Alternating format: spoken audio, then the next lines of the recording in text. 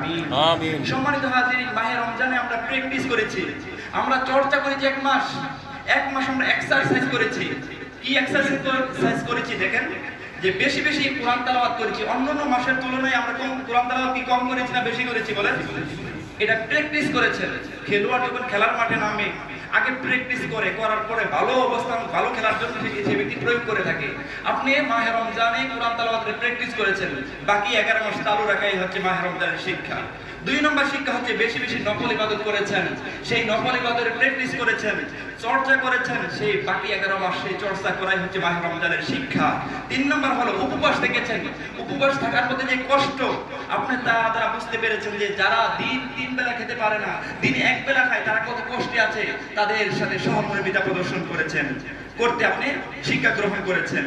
দীর্ঘ নামাজ পড়ার আমরা শিখেছি, যেমন দীর্ঘ নামাজ সালাতুত তাওয়াবিন নামাজ আমরা পড়েছি। তেমনিও যখন আপনার ভালো লাগে না, ঘুম আসে না, ক্লান্তি বোধ করছেন, হতাশাগ্রস্ত হয়ে গেছেন, চিন্তিত আছেন, তখন আপনি বুদ্ধি করে নফল নামাজে দাঁড়িয়ে যান। যতগুলো সূরা পারেন ধারাবাহিকভাবে আপনি পড়তে থাকেন, দেখবেন যে আপনার মধ্য থেকে সেই পেরেশান, টেনশন, যত কিছু কাজ করে থাকে সবগুলাকে মহান রব দূর করে দিবেন। জোরে বলুন আল্লাহু আকবার। তারপর আমরা দান করতে শিক্ষা গ্রহণ করেছি, সাদকাতুল ফিতরা দিয়েছি, গভীর রাতে উঠে তাহাজ্জুদ করার প্র্যাকটিস করেছি। এজন্য সুযোগে আমরা কি করব? সালাতুত তাহাজ্জুদ পড়ার চেষ্টা করি। যখন উঠেছেন ভালো লাগে না, 2 রাকাত তাহাজ্জুদের নামাজ পড়েন, এভাবে দিনটা কাটানোর চেষ্টা করেন। জামাতে নামাজ পড়তে আমরা শিখেছি, এটা প্রয়োগ করার চেষ্টা করব আমরা। তারপরে যাকাত কিভাবে হিসাব করে বের করতে হয়, এটা আমরা শিক্ষা গ্রহণ করেছি। এই হিসাবে যাকাত অনেকে দিয়েছি, এটা আমরা জারি রাখার চেষ্টা করব। আত্মীয়তা সম্পর্ক ধরে রাখার চেষ্টা করব। আমরা শিখেছি গোপনে কোনো কাজ করলে কেউ দেখেন না, একজন দেখেন, তিনি কে? আল্লাহ দেখেন। অনেক সময় দেখা যায় ডিউটিতে আমি ফাঁকি দিচ্ছি, কেউ তো দেখে না, কিন্তু মহান রব তো দেখেন, তার কাছে জবাবদিহিতা করতে হবে, সেই ভয় আমাদের মধ্যে জাগ্রত করতে হবে। তারপর আসুন, রাগ নিয়ন্ত্রণ করতে শিখেছি আমরা। সময় মতো কিভাবে কাজ করতে হয়, সবচাইতে গুরুত্বপূর্ণ পয়েন্ট হচ্ছে সময় মতো কাজ কিভাবে শুরু করতে হয়, কিভাবে শেষ করতে হয়, এটা মাহে রমজান আমাদেরকে শিক্ষা দিয়েছে। আল্লাহু আকবার। ইফতারের সময় যখন হয়ে যায়, ঘোষণা দেওয়ার সঙ্গে সঙ্গে আমরা কি করে থাকি? ইফতারি করে থাকি।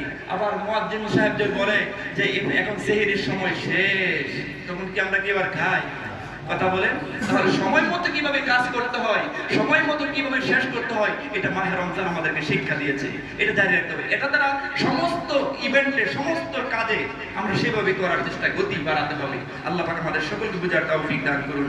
সদা সর্বদা সত্য কথা বলতে হবে।